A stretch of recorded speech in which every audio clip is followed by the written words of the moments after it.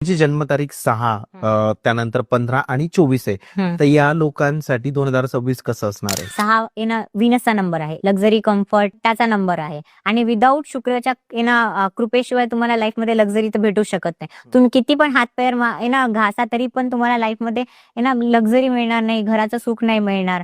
तर जरुरी आहे तुमच्या लाईफमध्ये 6 नंबरची एनर्जी असणं आणि यांच्यासाठी 2026 अगेन हे मिक्स राहणार आहे. आता मिक्स का?